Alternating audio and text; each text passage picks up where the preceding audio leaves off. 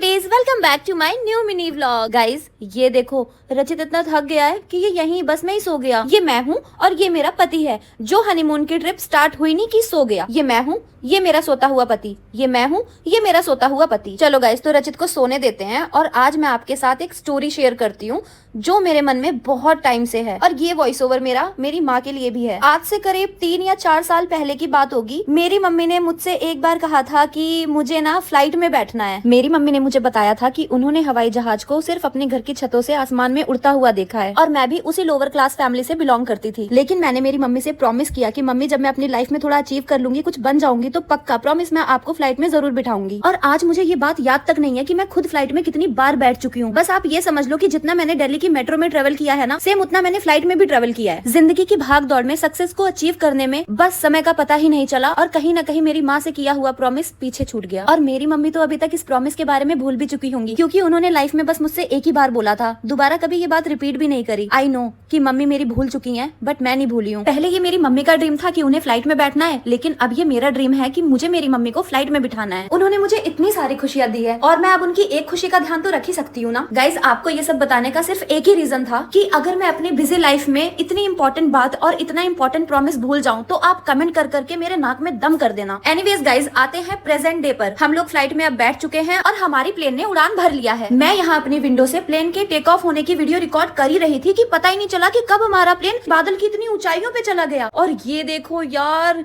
बादल कैसे लग रहे हैं।